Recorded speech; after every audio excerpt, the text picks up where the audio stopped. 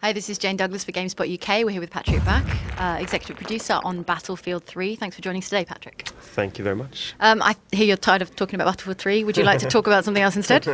No, no, I'm fine. I'm actually not tired about talking about Battlefield 3. I'm tired in general. Oh, okay, well, that's fine. Well, in that case, let me talk to you about Battlefield 3. So, yeah, people are pretty excited about that, and especially about Prone. Why is Prone such a big deal? I don't know. I think people got a bit upset when we removed it. Well, we didn't even remove it from the Bad Company series because it was never a part of the Bad Company series. And then people thought that maybe, we're evil and stupid.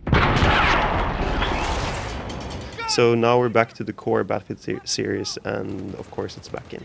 Okay, all right, Prone aside, we'll take it back to basics. Pretty much, obviously, all our users are familiar with the game. For anyone who's managed to escape it so far, give us the setup real quick. Well, all Battlefield games are first-person shooters. We call it all-out war because it's not only infantry, it's vehicles, and there's some gadgets you can play with, and there's a lot of strategy when it comes to the team play. That is a layer on its own. You don't have to play as a team, but if you do it, you add a new dimension to it. So it's a very social, experience to play Battlefield. Obviously, it's looking beautiful. That's thanks to Frostbite 2. What should people be looking out for specifically as on the run-up to the game? What's going to look amazing in the new engine? I think pretty much everything looks better with the Frostbite 2 engine. And of course, there's it's not the engine itself. We don't have a make pretty button in the game.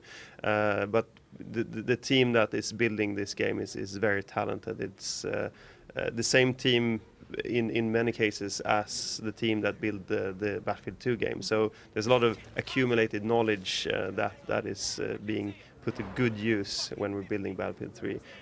I think looking at not only the lighting of the environments but also the animations of the characters and how real the people in the game. I would stop call them characters actually because they look like real people.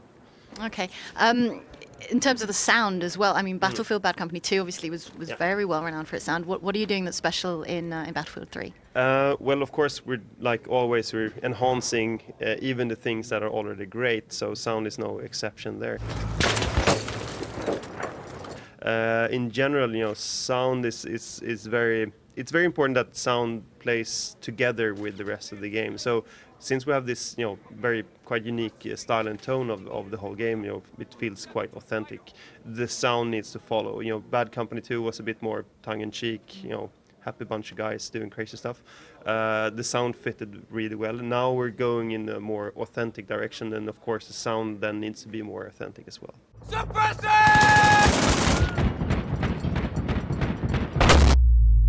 I was going to say, actually, Bad Company 2's obviously got a very different tone to a serious military modern shooter. But so we're not going to see any of that, any kind of like character-led story stuff with the sense of humour? Characters, yes, but not that type of characters. It's not the same, tongue-in-cheek kind of humour. In general, it will be more, real and serious. Okay, sure. Tell us about the decision to go to a Battlefield 3 game rather than a Bad Company 2 game.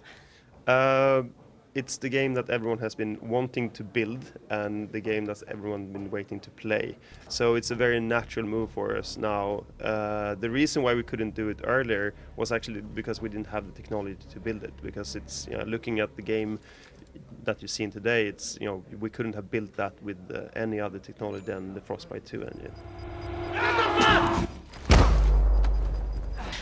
You've got the 64-person multiplayer on the PC and 24 on the consoles. It's quite hard to make a splash with first-person modern military shooters. What are you going to do that's different in multiplayer? I think Battlefield as a core mechanic is already very different from every other first-person shooter out there. Just the fact that we have the vehicle layer on top of the infantry layers is one thing. We have the huge open battles, big landscapes, jets, helicopters, tanks. No one else is really doing that. And then on top of that, we're doing the more narrow urban fights as well. Okay, and then back in single player, we've seen some really short campaigns for some first-person shooters of late. How do you feel about that? And I mean, perhaps you can't talk about length, but how do you feel about the length of the single player campaign in these kind of games? In general, I would pick a great short campaign rather than a good long campaign. I think people in general have a concept of more being better. I don't agree. I think better is better. So I'm not saying that we are aiming for a short campaign. We're not, because we want to give you value for money.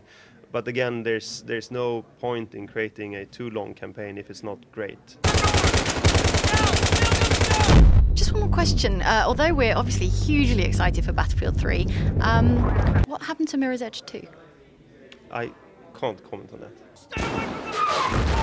Battlefield 3 will be out this fall for PC, PS3 and 360.